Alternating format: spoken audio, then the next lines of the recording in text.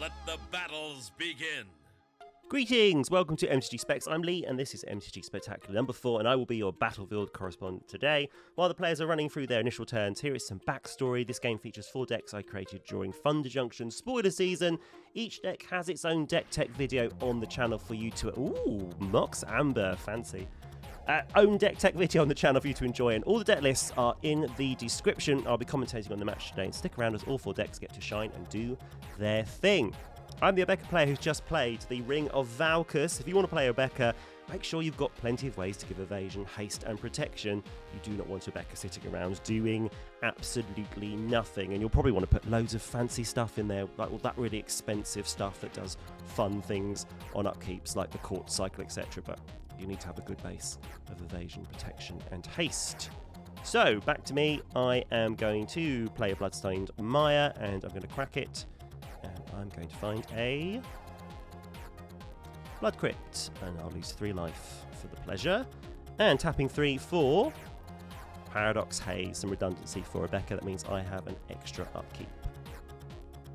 On to Ben, casting a Courser of Kruphix, and he'll be able to look at the top card of his library, and it's a Colossal Sky Turtle.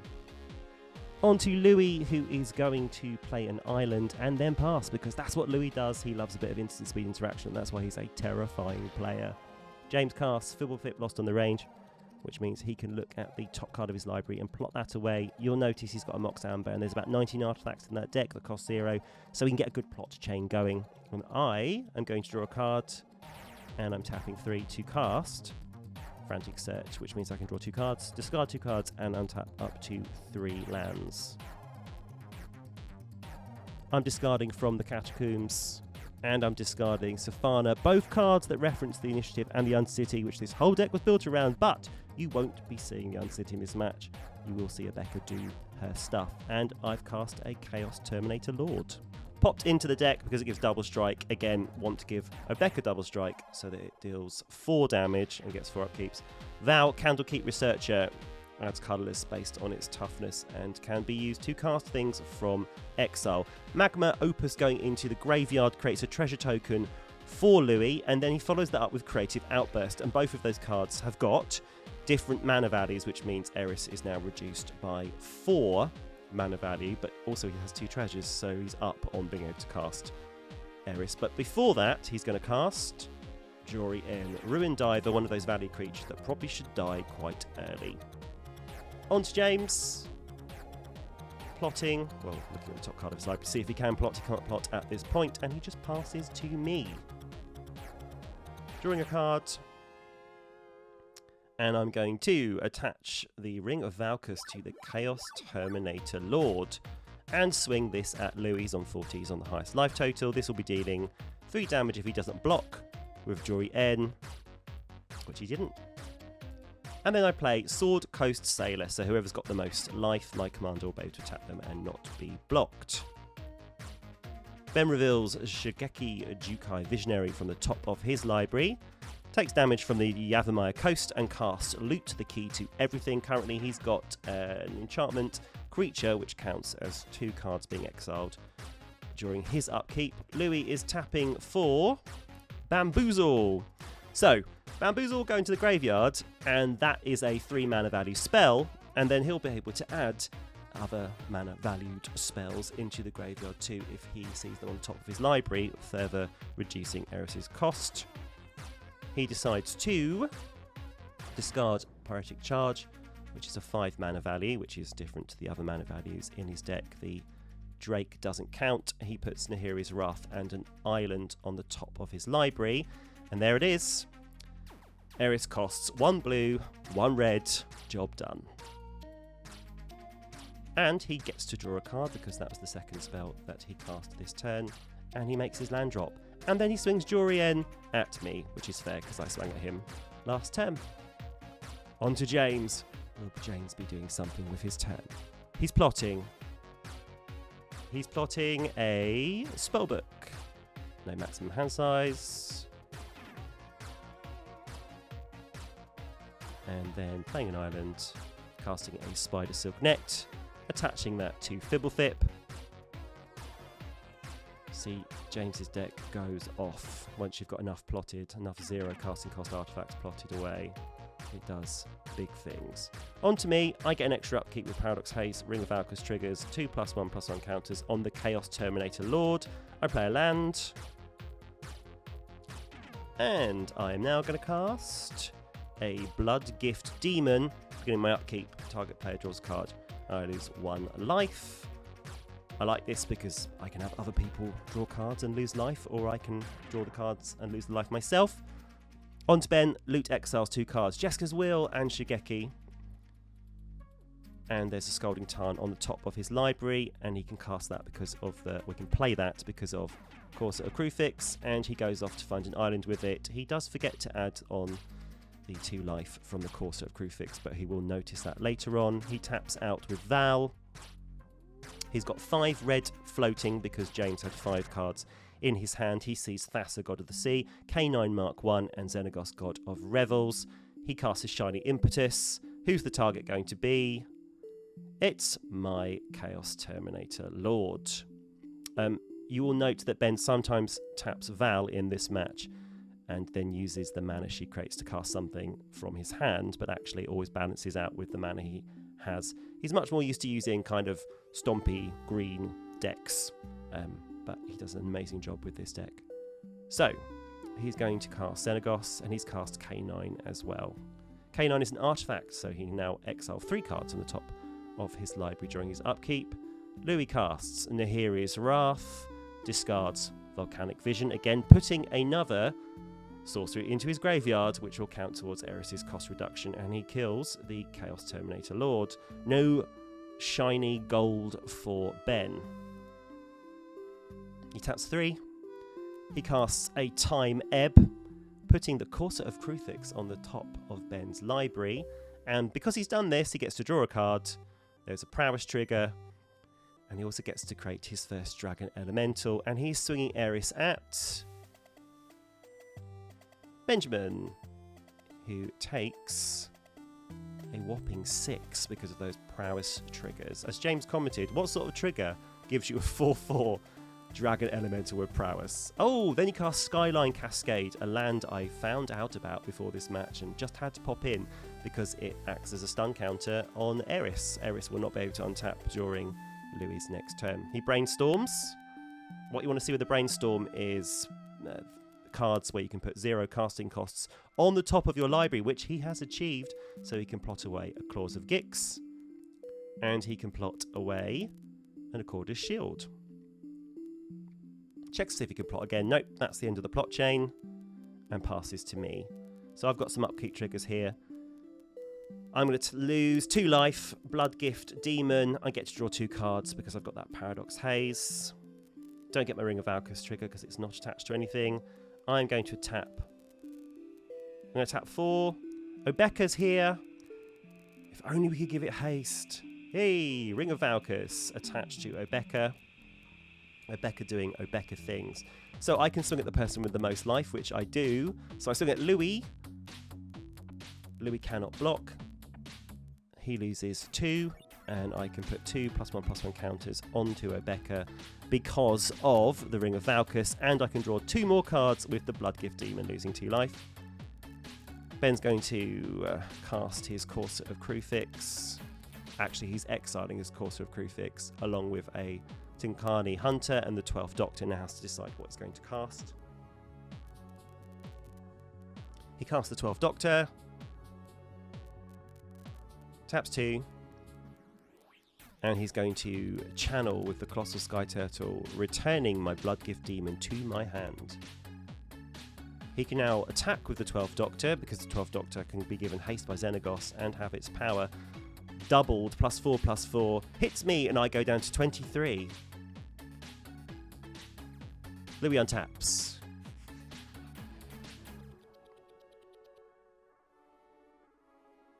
Draws a card. Swings a Dragon Elemental at James. James goes down to 29. Taps 4.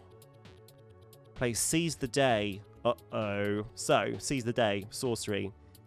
Prowess trigger. Eris was tapped down by Skyline Cascade, but can now be untapped. Smart move. Eris can now attack. Got that power trigger there. He's swinging it at Ben. Ben's now got 11 commander damage from being hit by Eris a couple of times. Has gone down to 27 life. And you can flash back, seize the day. Which is what Louis does. Untapping Eris.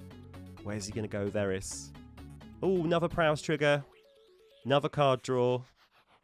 Creates another dragon elemental with prowess and flying. And swings it at Ben again. Oh, James is intervening.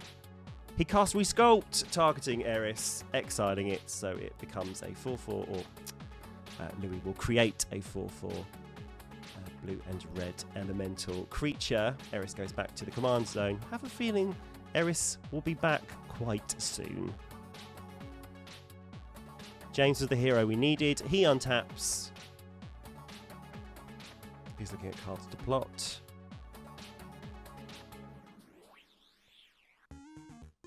Oh, there's a Saga.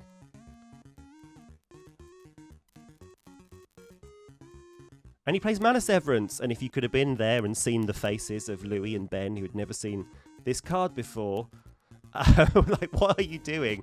So he exiles. Oh, with Mana Severance, as you saw, he can go into his library and exile as many lands as he would like. So he's now getting rid of all of the islands in his deck. He's kept a few non-basic lands. More islands. And James is an internationally renowned hand model who now fans out the islands to show off his exiling. It just means we can get to plot more things from the top of the library so that he can go off with some of his storm payoffs. Okay, and with that shocker, we pass to me.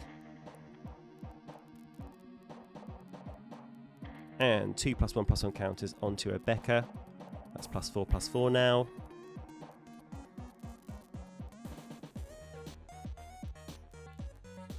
I cast As Foretold. Remember to untap Obeka. Play a land. And then I attack the person with the highest life total, which is Louis. So Louis drops down to 29. He's on 8 commander damage. That means I get to put 7 counters onto As Foretold, because that's the amount of damage that I dealt. And I recast my Blood Gift Demon for free because its mana value is less than the number of counters on As Foretold. Seems good. Loot exiles 3 cards. Ben sees a land. He sees another land. And Swiftfoot Boots.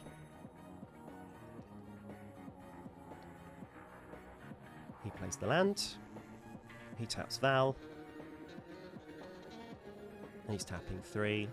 He's losing a life from the Evermire Coast. So we're casting Song Creation. He's got some mana floating. Song Creation, absolutely insane in this deck. He can now play the other land because he can play 2 lands per turn. Every time he casts a spell, he will draw 2 cards. He's cast the Vow of Lightning. Who will be the target this time? Yep, it's me again. Onto Obeka. So this means now Obeka is going to be so big. It's going to deal 14 damage, which will be 14 upkeeps. I had forgotten to use the Ring of Valkus to put the +1/+1 counters onto Obeka when it connected with Louis, but I remembered now, so it's now 14/14.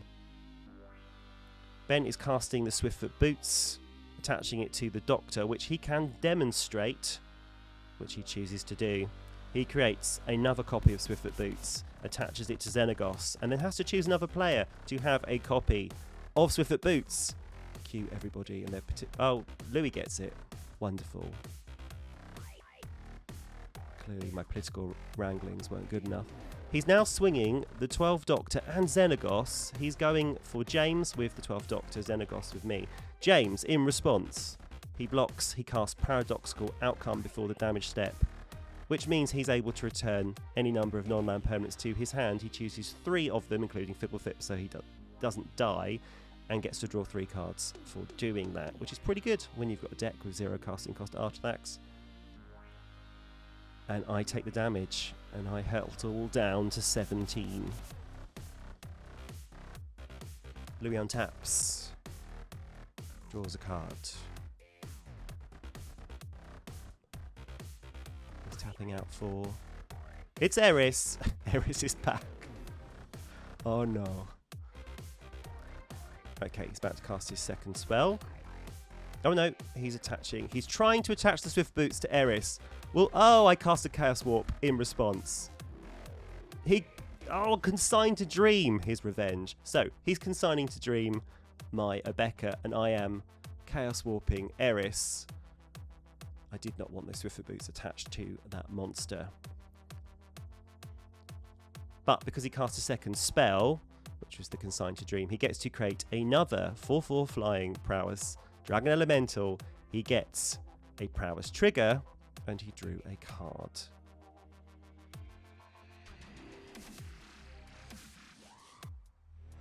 Eris goes back to the command zone, but he will still get the ability to show us the top card of his library. Is it a permanent? No, it's not. It's an abrade, but I'm sure James is not happy to know that there's something that can destroy artifacts on the top of his library. He's swinging at James with his 4/4 dragon. Oh, 5/5 dragon because of the prowess trigger. James goes down to 24. Okay, James casts Mikokoro, Centre of the Sea. Taps 3/4. Sai, Master Thopterist, which creates a Thopter artifact. What's he doing? What's the mad lad doing? He's casting loads of 0 artifacts. No, that means he's going to create a 1/1 colourless Thopter artifact creature for each of those spells. Instaboard, out of nowhere. Here's the Thopter. That's 6 Thopters. That is a board from nowhere. Then he's going to create a construct using Urza's Saga. He has 13 artifacts, which means this is a 13/13 construct. Where did this board come from? And then, to add insult to injury, he casts Propaganda. Seems good compared to my board of, no creatures. Oh, here's Obeka. Wonderful. Okay, so I am going to tap 2. Attach. Oh, it's an Aether Tunnel, which would make Obeka unblockable and give it +1. But am I going to be able to swing with Obeka on this board? I lose a life. That's for tapping the Mana Confluence you can't see, but that's behind MiniSpecs. I am attaching the Ring of Valkus to Obeka and casting a Robe of the Archmagi. At this point, I knew there was no way for me to swing Obeka, and I was pretty sure I was going to lose. So I thought I'd cast the Robe just to give you some tech. But Ben's having a much better match. He exiles 3 cards. One of them is Laelia the Blade Reforged. Wooded Foothills, loses a life, goes off to find a land, which is a forest.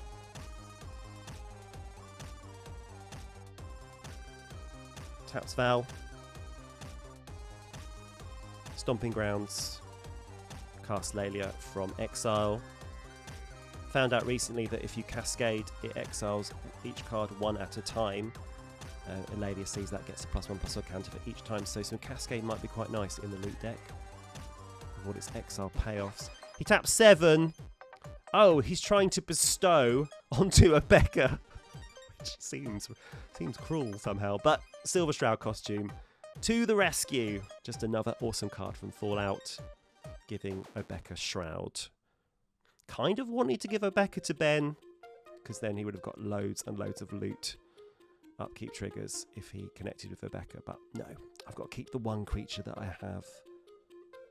Ben is not finished. He swings the 12th Doctor. And who's he swinging at? Which person with a powerful board is he going to swing the 12th Doctor? Oh, it's me. Great. So I'm going to crash down to 6 life. Now the end is near. Louis untaps. Draws a card.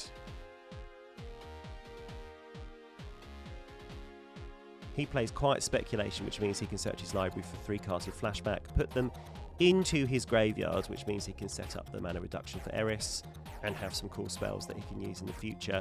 Have a look at these spells. We've got Mass Diminish, we've got Artful Dodge, and we've got In-Memory Deluge. All different mana values. So Louis, also an international hand model, is now going to reveal all the different mana values he has got in his graveyard, which we worked out means that Eris now costs 14 less to cast. You should watch the video on Eris. I compare it to Yuriko and Derevi in terms of dodging command attacks. Here's Eris, he's back. A player you cannot keep off the field. Drawing a card. That was the second spell he cast this turn. Hits his land drop. He attaches the Swiftfoot Boots to Eris. Remembers his prowess trigger. He's swinging at which player in a powerful position is he going to swing? Oh, it's me again. And Obeka's out. I kind of like the fact that Obeka didn't do really, really well because my playgroup was really worried that Obeka might be busted. And Obeka is not busted. Oh, he's abrading the 13-13 construct. Good move from Louis. Obeka is not busted. It's really good, but it's still a combat damage trigger. You've still got to get it through, and it's very Voltron-y as well. Shame we didn't get any of the Undercity payoffs. That would have been cool. Okay, Urza Saga to the graveyard, which means that he can go and look for Tarian Soul Cleaver. Put that onto the field.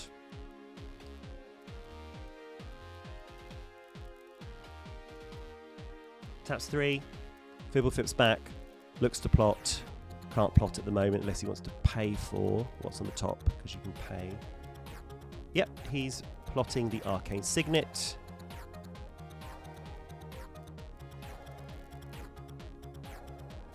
Lots and lots of Thopters because he cast a Tarian Soul Cleave, which is an artifact. Tapping for...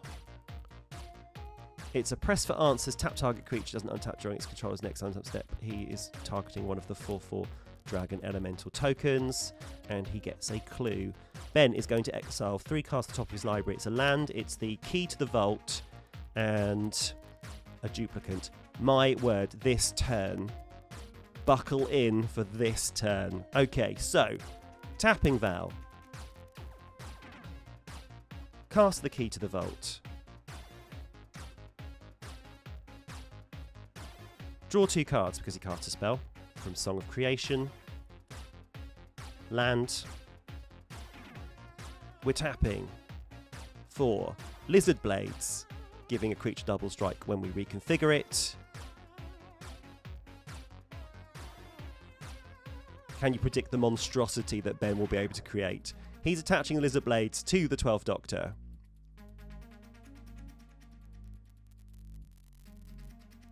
He puts a +1 counter onto Lelia. Taps 3. Attaches the Key to the Vault to the 12th Doctor. Don't forget Xenagos is on the field as well. So he's using... Oh my word. He's using K9 to make the 12th Doctor unblockable, which has double strike with a Key to the Vault attached to it. He's going to swing this at Louis. He's going to deal 10 damage because Xenagos is inflating the 12th Doctor's power and toughness, which means he gets to exile the top 10 cards from the top of his library, choose one of them to cast for free. And it's Doctor's double strike, so he's going to do this all again. So he sees Foul Dawn, Flitter Step, Eidolon, Perforous' Emissary, a bunch of lands, and then here it comes. Passionate Archaeologist. Whenever you cast a spell from exile, this creature deals damage equal to its spell's mana value equal... Sorry, overexcited. It'll come back up on the board. Here it is. Whenever you cast a spell from exile, this creature deals damage equal to the spell's mana value to target opponent. He's about to exile 10 cards again. Oh, and draw 2 cards with Song of Creation because he cast a spell. And in the second lot of 10 cards, dealing another 10 damage to Louis, he finds Archetype of Imagination, which grounds everybody else's flyers and gives everything he has flying. And then Passionate Archaeologist sees that and deals 6 damage again to Louis. Louis lost 23 life that turn. Absolutely decimated him. Layla goes up. He's still casting spells. How is his turn still going? He's losing a life, and he casts Acquisition Octopus. This will be the biggest comeback if Louis manages to survive. So, Louis, what can you do? So he can't untap that dragon because it's been pressed for answers. He flashbacks. The Artful Dodge. He makes Eris unblockable. He's tapping out. He taps out 4. Isengard Unleashed. So if something deals damage, it'll deal triple that damage instead. He gets a Prowse trigger. He creates another dragon. And he swings it at Ben. Ben's already got 11 commander damage from Louis. Eris is dealing 18 damage to Ben. Ben makes a last-ditch attempt to have him swing somewhere else. Something about Archetype of Imagination needed to ground James's Thopters. But no, Ben is out of the game as well. It's between Eris and Fblthp. Passes to James. James untaps. Draws a card. He casts the Arcane Signet from his plot hole.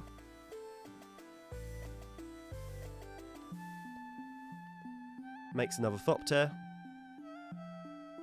And then he plots a Fountain of Youth. An Ornithopter. And a Zoran Orb.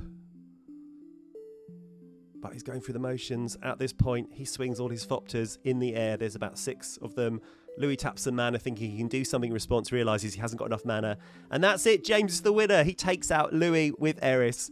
Fblthp has won. Fblthp was one of the lowest in our community poll for actually taking this game. If you enjoyed this humble free content today, a like and subscribe would mean the world to me. Check out the deck text and the videos attached to all of these. And I look forward to seeing you on the next MTG Specs.